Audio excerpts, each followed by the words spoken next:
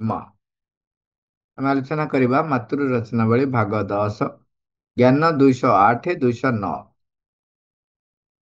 ପ୍ରଭୁ ଶ୍ରୀଅରବିନ୍ଦ ଲେଖୁଛନ୍ତି, ପରମାନନ୍ଦ ଲାଭ ହେଉଛି ମନୁଷ୍ୟମାନଙ୍କ ଲାଗି ପରମେଶ୍ୱରଙ୍କ ଦ୍ୱାରା ସଂସ୍ଥାପିତ ଲକ୍ଷ୍ୟ।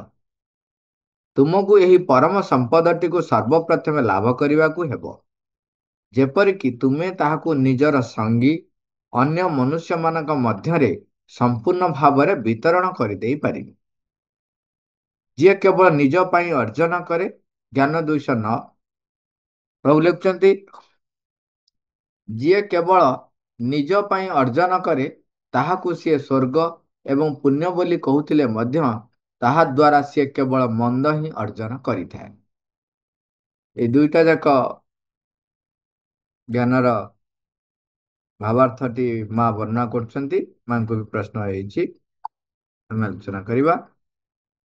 ଜ୍ଞାନ 208ରେ ପ୍ରଭୁ ଲେଖୁଛନ୍ତି ଯେ ଆମର ଯେଉଁ ମନୁଷ୍ୟମାନେ ଯେଉଁ ଜୀବନ ଗ୍ରହଣ କରୁଛନ୍ତି ବା ଜନ୍ମ ଗ୍ରହଣ କରୁଛନ୍ତି, ସମସ୍ତଙ୍କ ପାଇଁ এই ଲକ୍ଷ୍ୟଟି ହେଉଛି ଏକ ଧାର୍ଯ୍ୟ ଲକ୍ଷ୍ୟ। ସମସ୍ତଙ୍କ ପାଇଁ, ପ୍ରତ୍ୟେକ ମନୁଷ୍ୟ ପାଇଁ ଧାର୍ଯ୍ୟ ଲକ୍ଷ୍ୟ ହେଉଛି ଯେ ପରମାନନ୍ଦ ଲାଭ କରିବେ ସେମାନେ। ଏଇଟା ହେଉଛି ଯେତେବେଳେ ସେ ଜନ୍ମଗ୍ରହଣ କରୁଛି, ଏଇଟା ନେଇକି ଆସିଛି, ସେ ନିଶ୍ଚୟ ପ୍ରାପ୍ତ କରିବ। ତେଣୁ ଯଦି ମନୁଷ୍ୟ ସଚେତନ ଭାବେ ଯଦି ସେ ଏଇ ଟାସ୍କକୁ ନିଏ ଯେ ନାଇଁ ମତେ ଏଇଟା ଲାଭ କରିବାକୁ ହବ, ତେବେ ସିଏ ସମ୍ପୂର୍ଣ୍ଣ ଭାବରେ ଯାହା ଯାହା ତା ପାଇଁ ଆବଶ୍ୟକ ହବ, ସ୍ଥୂଳ ଆବଶ୍ୟକତା ହଉ, ଅକଲ୍ଟର ଆବଶ୍ୟକତା ହଉ ଏବଂ ପରିବେଶ ପରିସ୍ଥିତି ତା ପାଇଁ ଯାହା ଦରକାର, ସବୁ କିଛି ପରମେଶ୍ୱର ତା ପାଇଁ ଆରେଞ୍ଜ କରିଦେବେ। ଏବଂ ସେ ସବୁର ଦାୟିତ୍ୱ ନେଇଛନ୍ତି, ଆରେଞ୍ଜ କରନ୍ତି। ଯଦି ଆମେ ସେଇଟାକୁ ଲାଭ କରିବା ପାଇଁ ଏକ ଆସ୍ପୃହା ରଖୁ, ତେବେ ନିଶ୍ଚୟ ପ୍ରାପ୍ତ କରିବୁ। ଆଉ ସେଥିପାଇଁ ପ୍ରଭୁ ଲେଖୁଛନ୍ତି, ଏଇଟା ସର୍ବପ୍ରଥମେ ଲାଭ କରିବାକୁ ହେବ। ତାପରେ କହୁଛନ୍ତି ଯେ ତାକୁ ଲାଭ କଲେ କଣ ହବ? ଆମେ ତାକୁ ନେଇକିରି ବଞ୍ଚିବା।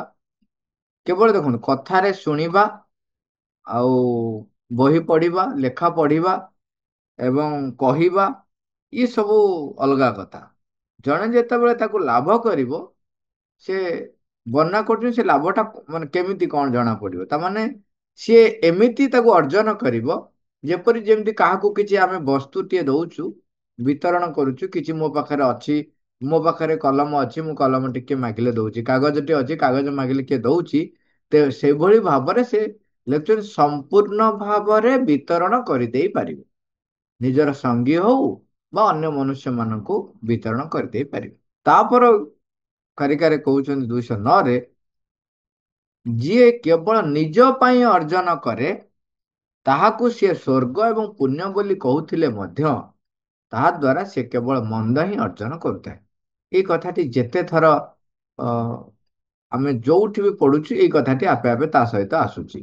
ଯେତେବେଳେ ବ୍ୟକ୍ତି କୈନ୍ଦ୍ରିକ ହେଇଯାଉଛି, ଯେତେବେଳେ ସିଏ ନିଜକୁ ପ୍ରତିଷ୍ଠିତ କରୁଛି, ମୋ ନିଜର ଗାରିମା ଆମେ ଯୋଉ ଯେମିତି କହନ୍ତି, ସେମିତି ସେ ନିଜକୁ ଏନରିଚ୍ କରିବା ପାଇଁ, କୋଉ ଦୃଷ୍ଟିକୋଣରୁ? ଇଗୋକୁ ଏନରିଚ୍ କରିବା ପାଇଁ ଯେତେବେଳେ ସେ କରେ, ସେତେବେଳେ ସେ ତାକୁ ଯେତେ ବଡ ନା ଦଉନା କାହିଁକି, ଆମେ ଯେମିତି କଥା ହଉଥିଲେ, ଜଣେ ଯେତେବେଳେ ଦୟା କରେ ବା ଦାନ କରେ, ଏଇଟା ସ୍ୱାଭାବିକ ଭାବରେ ଗୋଟେ ବାହାରକୁ ଦେଖାଯାଏ ପୁରା ଭାବରେ ଯେଟାକୁ ପୁଣ୍ୟ କାମ।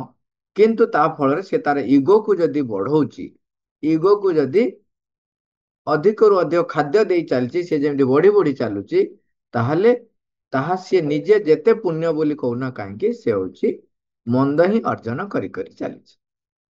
ତାକୁ ମା ବର୍ଣ୍ଣନା କରୁଛନ୍ତି, ଆହୁରି ଅତି ଗଭୀର ଭାବରେ କହୁଛନ୍ତି, ପରମାନନ୍ଦ ଲାଭ ହେଉଛି ମନୁଷ୍ୟର ଯଥାର୍ଥ ଅଧିକାର।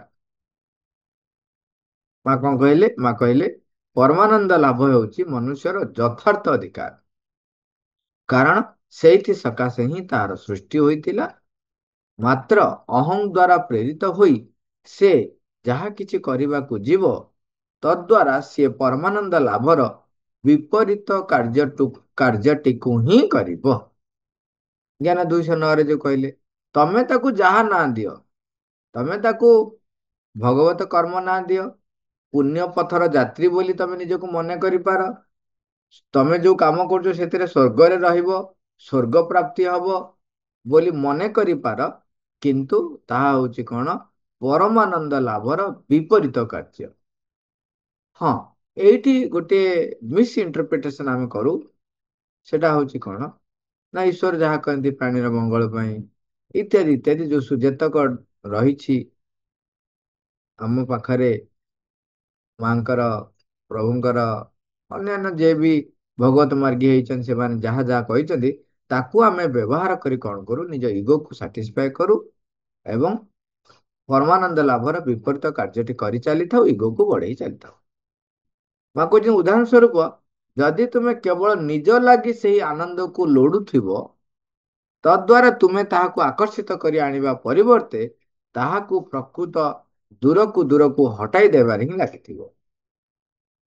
ଯେମିତି କେହି କେହି ବର୍ଣ୍ଣନା କରନ୍ତି ଯେ ସେତେବେଳେ ଋଷିମାନେ ଯୋଉ ଲେଖିଛନ୍ତି ସର୍ବେ ଭବନ୍ତୁ ସୁଖିନଃ ସର୍ବେ ସନ୍ତୁ ନିରାମୟା, ସିଏ ସର୍ବେ ଭବନ୍ତୁ ସୁଖିନ ଯୋଉ କହୁଛନ୍ତି ସେ ଏଇଥିପାଇଁ କହୁଛନ୍ତି ଯେତେବେଳେ ସମସ୍ତେ ସୁଖରେ ରହିବେ ସିଏ ବି ତା ଭିତରେ ସୁଖରେ ରହିଯିବେ। ଏଇ ଥଟ୍ ଇଟ୍ ସେଲ୍ଫ କହିଦଉଛି ଯେ ଆମର ସଂକୀର୍ଣ୍ଣ ଚିନ୍ତାଧାରାକୁ ପ୍ରତିପାଦିତ କରୁଛି। ଆମର ଏଇ ଥଟ୍ ପ୍ରୋସେସ କଣ? ନା ସମସ୍ତେ ସୁଖରେ ରହିଲେ ମୁଁ ବି ସୁଖରେ ରହିବି। ସିଏ ଯେତେବେଳେ ଯୋଉ ସାଧୁମାନେ ପରମାନନ୍ଦ ପ୍ରାପ୍ତ କରୁଥିଲେ, ଭଗବତ ସହିତ ଏକୀଭୂତ ହଉଥିଲେ, ତାଙ୍କୁ ଯେତେବେଳେ ପ୍ରାପ୍ତ କରୁଥିଲେ, ସ୍ୱାଭାବିକ ଭାବେ ସ୍ୱତଃସ୍ଫୂର୍ତ୍ତ ଭାବେ ତାଙ୍କ ଭିତରେ ଏକ ବିସ୍ତାର, ଏକ ପ୍ରସାର, ଏକ ବ୍ୟାପକତା ତାର ପରିସ୍ଫୁଟନ ହଉଥିଲା। ତା ଫଳରେ ସେମାନେ ଏଇ ଯୋଉ ଶ୍ଲୋକ କହୁଛନ୍ତି ଯେ ସର୍ବେ ଭବନ୍ତୁ ସୁଖିନଃ ସର୍ବେ ସନ୍ତୁ ନିରାମୟା, ଏଇଟା ତାଙ୍କର ସ୍ୱତଃସ୍ଫୂର୍ତ୍ତ ଭାବରେ ଆସୁଛି। ଏଇଥିପାଇଁ ଆସୁନାହିଁ ଯେ ସମସ୍ତେ ପାଇଲେ ମୁଁ ତା ଭିତରେ ବି ଗୋଟେ ରହିଯିବି ତେଣୁ ମୁଁ ବି ପାଇଯିବି, ସେମିତି ନୁହେଁ। ତେଣୁ ଇଏ ତ ଗଲା ଗୋଟେ ମିସ୍ ଇଣ୍ଟରପ୍ରିଟେସନ। ଯଦି ବ୍ୟକ୍ତି ନିଜ ପାଇଁ କେବଳ ଆନନ୍ଦକୁ ଲୋଡୁଥିବ, ମୁଁ ଭଲରେ ରହିବି ଯେମିତି ସେମିତି ଯଦି ସେ କରିଚାଲିଥିବ, ତାହେଲେ ସିଏ ଦୂରକୁ ଦୂରକୁ ହଟାଇ ଦେବାରେ ହିଁ ଲାଗିଥିବ ବୋଲି ମା ବର୍ଣ୍ଣନା କରୁଛନ୍ତି। ଆତ୍ମବିସ୍ମରଣ ଏବଂ ଆତ୍ମଦାନ ଦ୍ୱାରା ପ୍ରତିବଦଳରେ ଆଦୌ କିଛି ପାଇବାର ଆଶା ନ ରଖି, ଅର୍ଥାତ୍ ଏହି ପରମାନନ୍ଦ ମଧ୍ୟରେ ଏପରି ଭାବରେ ସଂଯୁକ୍ତ ହୋଇ ରହି ଯେପରିକି ତାହା ଆପଣାର ଔଜ୍ଜଲ୍ୟକୁ ସମସ୍ତଙ୍କ ଉପରେ ବିସ୍ତାରି ଦେଇପାରିବ, ତୁମେ ଏହିପରି ଭାବରେ ହିଁ ଅସଲ ଅନ୍ତର୍ଗତ ଶାନ୍ତିଟିକୁ ଲାଭ କରିପାରିବ। ଏପରି ଏକ ଆନନ୍ଦ ଲାଭ କରିବ ଯାହାକି ତୁମକୁ କେବେ ହେଲେ ଛାଡ଼ିଯିବ ନାହିଁ। ଆତ୍ମଦାନ, ଆତ୍ମବିସ୍ମରଣ, ପ୍ରତିବଦଳରେ କିଛି ଆଶା ନ ରଖି, ଆମେ ଯଦି ଆତ୍ମକୈନ୍ଦ୍ରିକ ହେଇଥିବୁ, ଯେତେବେଳେ ଆତ୍ମଦାନ କଥା ଉଠେ ସେତେବେଳେ ଆମ ଭିତରେ ଆସେ ମୁଁ ତ ନିଜକୁ ଦେଇଦେବି ତାହେଲେ ମୋର କଣ ରହିବ?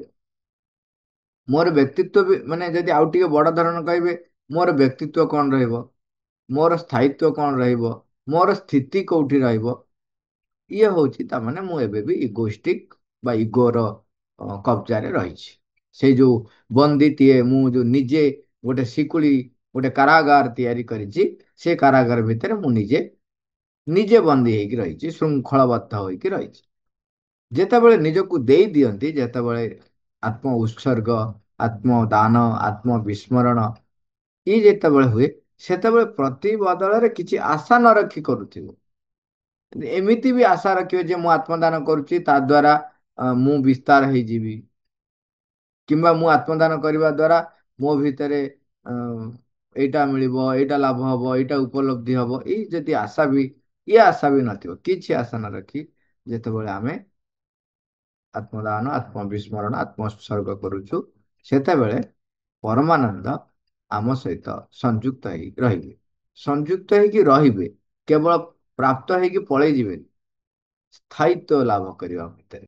ଯେତେବେଳେ ସିଏ ମୋ ଭିତରେ ସ୍ଥାୟିତ୍ୱ ଲାଭ କରିବ, ତେଣୁ କଣ୍ଡିସନ କହିଦେଲେ, କଣ କହିଲେ? ଆତ୍ମବିସ୍ମରଣ, ଆତ୍ମଦାନ, ପ୍ରତି ଦାନରେ ବା ପ୍ରତି ବଦଳରେ ଆଦୌ କିଛି ପାଇବାର ଆଶା ନ ରଖି, ତାହେଲେ ପରମାନନ୍ଦ ମୋ ଭିତରେ ସ୍ଥାୟିତ୍ୱ ଲାଭ କରିବ। ଏବଂ ସ୍ଥାୟିତ୍ୱ ଲାଭ କଲେ କଣ ହବ? ଗୋଟେ ଆମ ଭିତରେ ଗୋଟେ ଔଜ୍ଜଲ୍ୟତା ପରିପ୍ରକାଶ ହବ। ଏବଂ ସେ ଯୋଉ ଔଜ୍ଜଲ୍ୟତା ଆମେ ପ୍ରାପ୍ତ କରିବା ସେଇଟା ବିସ୍ତାରିତ ଆମେ କରିପାରିବା। କିନ୍ତୁ ଏଇଠି ପୁଣି ବି କେତେକ ଲୋକ ପ୍ରଶ୍ନ କରନ୍ତି ଯେ ମହାନ ସାଧୁ ମାନଙ୍କ ପାଖରେ ବି ରହି ସମସ୍ତେ କଣ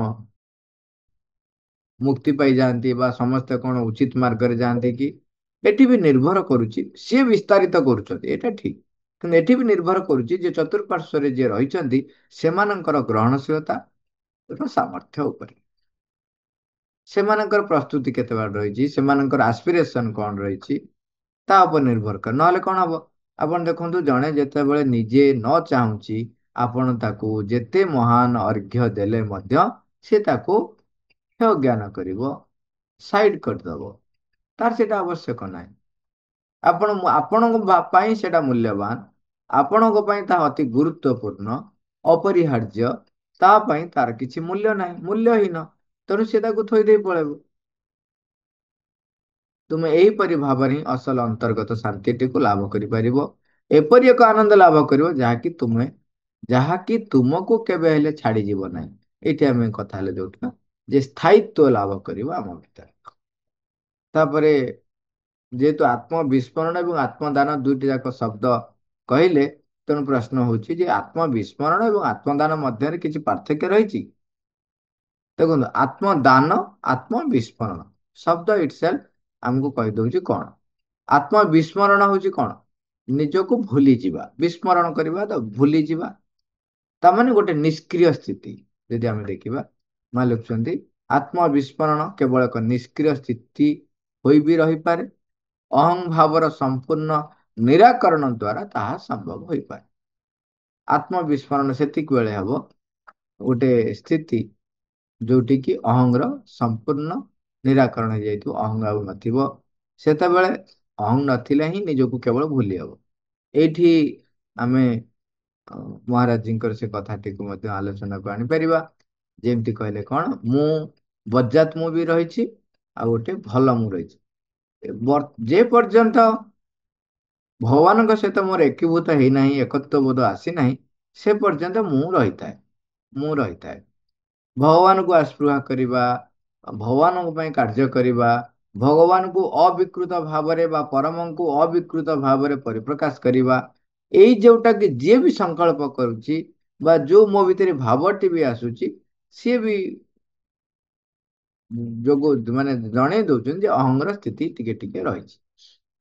ସେଇଟାକୁ ଆମେ କେବଳ ଭାଷ୍ୟରେ କହିପାରୁ, ଯୋଉଟା କହୁଛନ୍ତି ମହାରାଜ ଯେ ଏଇଟା ହଉଛି ଗୋଟେ ଭଲ ମୁଁ। କିନ୍ତୁ ଯେତେବେଳେ ପରମାନନ୍ଦ ବା ଭଗବାନଙ୍କ ଭିତରେ ବା ପରମଙ୍କ ଭିତରେ ମୁଁ ଯେତେବେଳେ ବଞ୍ଚିବା ଆରମ୍ଭ କରିବି, ସେତେବେଳେ ଏଇ ଯୋଉ ଅହଂ ଭାବ ମଧ୍ୟ ଆଉ ନଥାଏ। ସେତେବେଳେ ମୁଁ ଆଉ ଅଲଗା ହେଇକି ରହିନଥିବି, ତେଣୁ ମୁଁ ଆଉ କୋଉଠି ଥିବି? ଆତ୍ମଦାନ, ଆତ୍ମଦାନ କେତେବେଳେ ହବ ନା ଜଣେ ନିଜେ ପ୍ରେରିତ ହେଇକି ଦାନ କରୁଛି ପରମ ସତ୍ତାଙ୍କ ଉଦ୍ଦେଶ୍ୟରେ ବା ପରମଙ୍କ ଉଦ୍ଦେଶ୍ୟରେ ବା ଦିବ୍ୟ ଜନନୀଙ୍କ ଉଦ୍ଦେଶ୍ୟରେ, ଆଦିଶକ୍ତିଙ୍କ ଉଦ୍ଦେଶ୍ୟରେ, ପରମଙ୍କ ସେଇ ଯୋଉ ଆମେ କହୁଛୁ ସଚିଦାନନ୍ଦ ପରମ ପ୍ରଭୁ, ତାଙ୍କ ଉଦ୍ଦେଶ୍ୟରେ ଯେତେବେଳେ ଆମେ ପ୍ରେରିତ କିଛି କରୁଛୁ, ଅର୍ପଣ କରୁଛୁ, ସେତେବେଳେ ତାକୁ ଆତ୍ମଦାନ ବୋଲି କୁହାଯାଏ। ମା କହୁଛନ୍ତି ଆତ୍ମଦାନ ଯାହା ଦିବ୍ୟ ପରମ ସତ୍ତାଙ୍କ ଉଦ୍ଦେଶ୍ୟରେ ଆପଣଙ୍କୁ ପ୍ରେରିତ କରି ରଖିଥିବା ସମୟରେ ହିଁ ତାହା ଆପଣାର ପୂର୍ଣ୍ଣ ମୂଲ୍ୟ ଉପଲବ୍ଧି କରିପାରେ। ସେତିକି ବେଳେ ନିଜର ପୂର୍ଣ୍ଣ ଉପଲବ୍ଧିର ମୂଲ୍ୟ ଉପଲବ୍ଧି କରିପାରେ। ପଢି ଦଉଛି, ତାପରେ ହେଉଛି ଏକ ସକ୍ରିୟ ଗତିସ୍ପନ୍ଦନ ଏବଂ ସେଥିରେ ଶୁଦ୍ଧତମ ଏବଂ ଉଚ୍ଚତର ସ୍ତରର ଏକ ପ୍ରେମ ମଧ୍ୟ ଅନ୍ତର୍ଗତ ହୋଇ ରହିଥାଏ। ଦିବ୍ୟ ପରମ ସତ୍ତାଙ୍କ ଉଦ୍ଦେଶ୍ୟରେ ଏକ ସମ୍ପୂର୍ଣ୍ଣ ଆତ୍ମଦାନ, ତାହା ହିଁ ହେଉଛି ଜୀବନର ଯଥାର୍ଥ ଉଦ୍ଦେଶ୍ୟ। ଯୋଉ ଏଠି କହିଲେ ଯେ ପୂର୍ଣ୍ଣ ମୂଲ୍ୟ ଉପଲବ୍ଧି,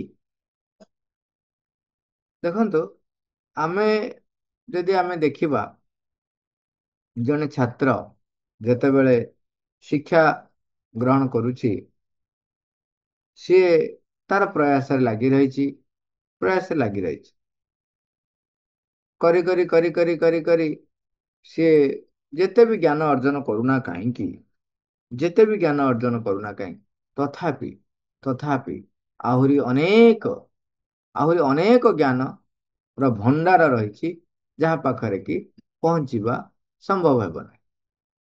ସମ୍ଭବ ହେବ ନାହିଁ। କେତେର ଚାବିକାଠି ସିଏ ତ କେବେ ଦେଖିବି ନଥିବେ, ଅନେକ।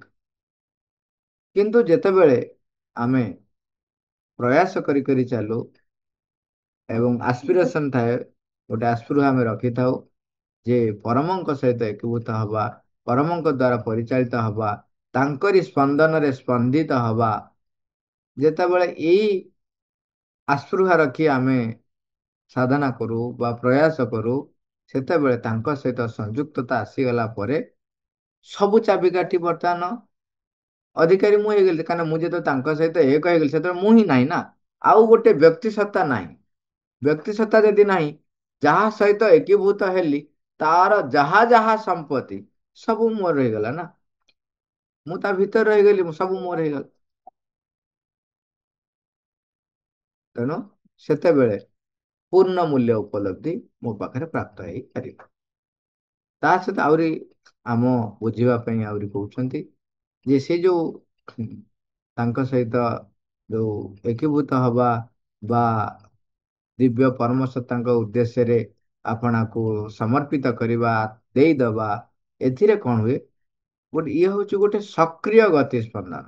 ସକ୍ରିୟ ଗତି ସ୍ପନ୍ଦନ ଏବଂ ସେଥିରେ ଶୁଦ୍ଧତମ ମାନେ ପିଓରେଷ୍ଟ, ଶୁଦ୍ଧତମ ଉଚ୍ଚତର ସ୍ତରର ଏକ ପ୍ରେମ ମଧ୍ୟ ଅନ୍ତର୍ଗତ ରହିଥାଏ। ସେଥିରେ ଦବା ନବା ବା ଏସବୁର ଯୋଉ ଆମର ଯୋଉ ଭାବଗତ ସ୍ପନ୍ଦନ ନଥାଏ। ପୂର୍ଣ୍ଣତଃ ପୂର୍ଣ୍ଣତଃ ମାନେ ଅର୍ପଣର ଭାବ ଯୋଉଟା ଥାଏ, ତାକୁ ଯଦି ଶୁଦ୍ଧ ଭାଷାରେ କହିବା ଯେ ପ୍ରେମ, ଉଚ୍ଚତର ସ୍ତରର ପ୍ରେମ, ଯୋଉଟା କି ଶୁଦ୍ଧତମ, ସେଇ ସ୍ପନ୍ଦନ, ସେଇ ଅନୁସ୍ପନ୍ଦନ ତା ଭିତରେ ସ୍ପନ୍ଦିତ ହଉଥାଏ। ଏବଂ ଏଇଟା ହିଁ ହଉଛି ଆମ ଜୀବନର ଯଥାର୍ଥ ଉଦ୍ଦେଶ୍ୟ। ଯେପରି ଦିବ୍ୟ ପରମ ସତ୍ତାଙ୍କ ଉଦ୍ଦେଶ୍ୟରେ ଆମେ ନିଜକୁ ପୂର୍ଣ୍ଣ ଭାବେ ଦେଇ ଦେଇ ପାରିବୁ। ମା ॐ ब्रह्मानदं परमसुखदं केवलं ज्ञानमूर्तिं द्वन्द्वातीतं गगनसदृशं तत्त्वमस्यादिलक्ष्यम् एकं नित्यं विमलमचलं सर्वदिशाखिभूतं भावातीतं त्रिगुणरहितं सद्गुरुं तं नमामि। ॐ यस्यन्तनार्दिमद्यं नहि करचरणं नाम गोत्रं न सूत्रं नो जातिर्नैव वर्णं न भवति पुरुषो न नपुंसं न च स्त्री नाकारं न विकारं नहि जनिमरणं नास्ति पुण्यं न पापं नो तत्त्वं तत्त्वमेकं सहज समरसं सद्गुरुं तं नमामि।